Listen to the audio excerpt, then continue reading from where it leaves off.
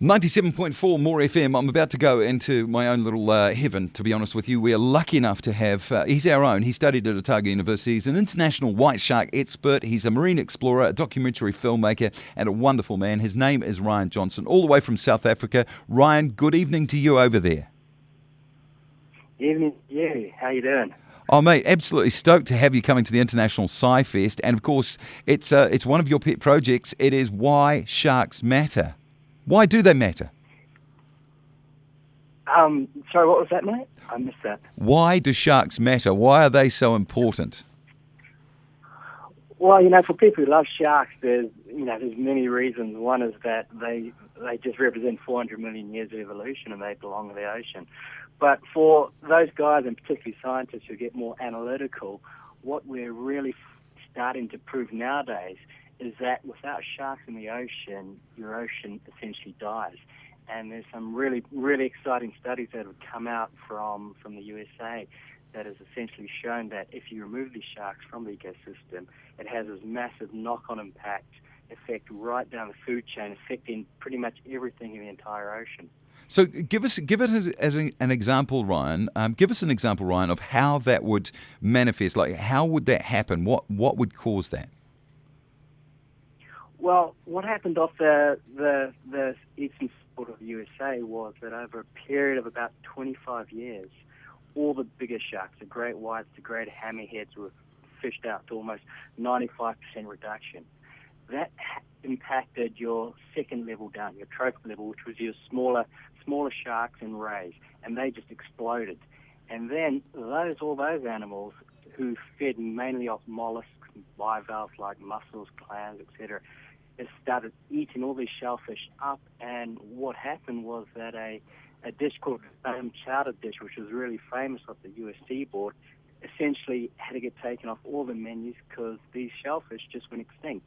And that was linked quantifiably back to the overfishing of the big sharks.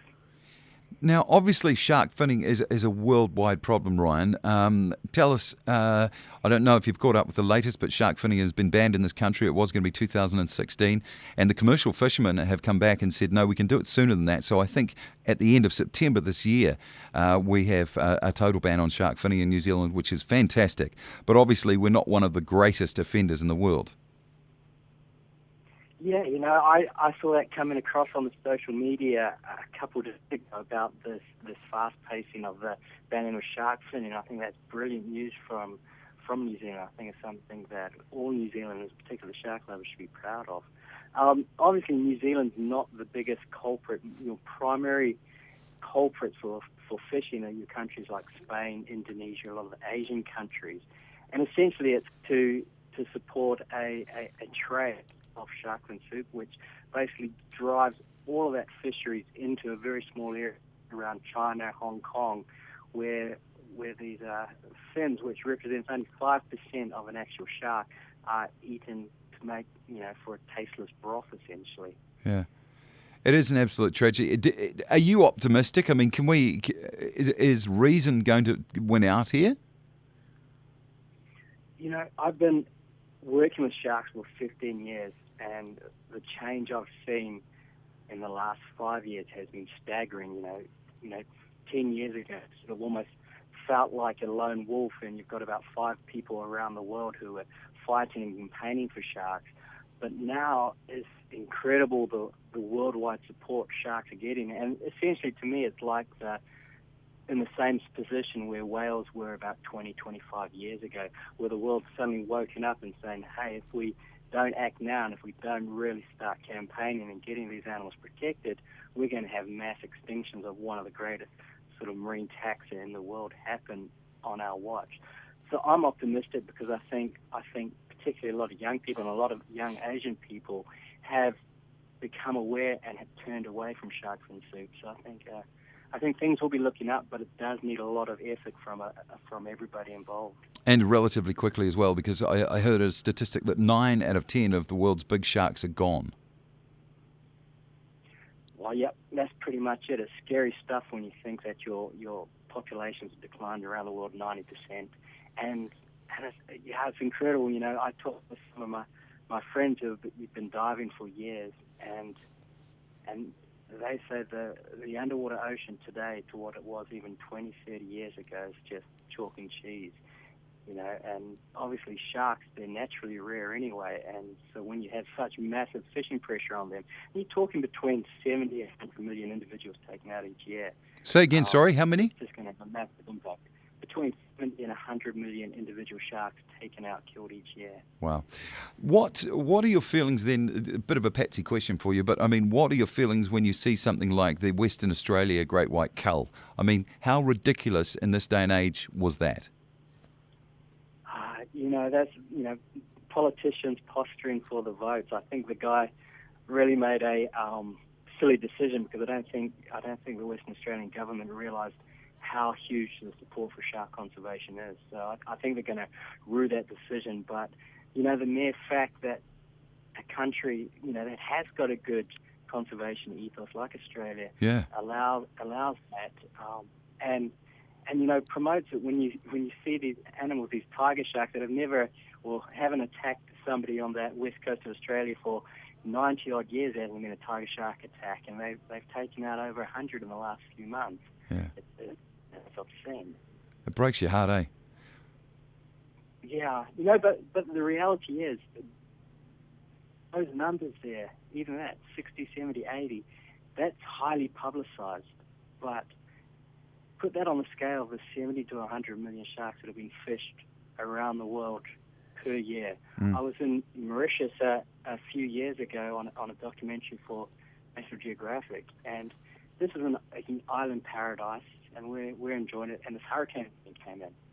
And literally over the course of 4 hours, this harbour of this island just started becoming packed with these long line fishing vessels, and within about 10 hours, there's probably about 70 or 80 vessels in there.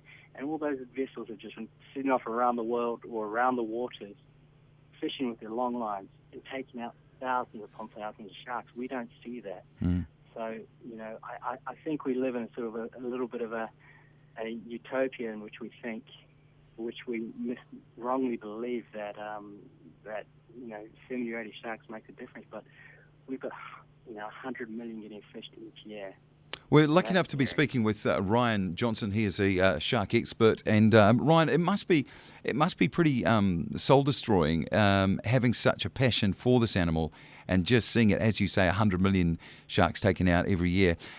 Give us an idea, for those who haven't had the privilege, what's it like to dive with sharks?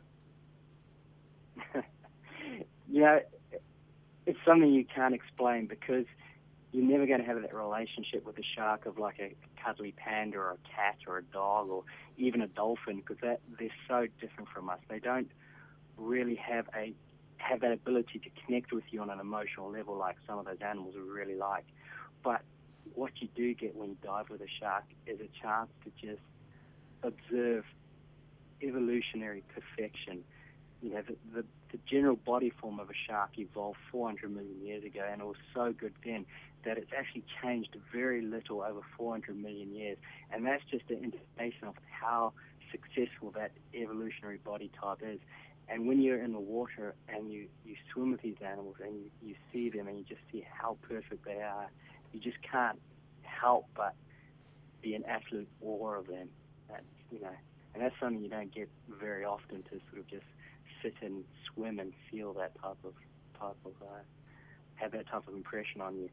I took my little man to the airport about a year ago. He was 3, and we were just sitting there waiting on someone to arrive, and he pointed to the plane and he just says, "Shark," which was just amazing. I mean, obviously he's my child, so it's just the most amazing thing that's ever happened as far as parenting goes.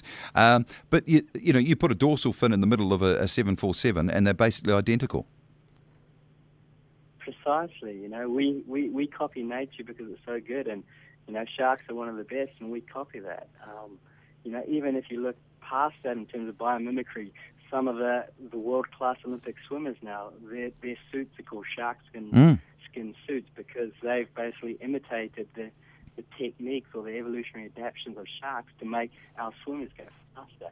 And you find that with a lot all throughout nature, but sharks are really out there, which we can borrow and learn a lot from them.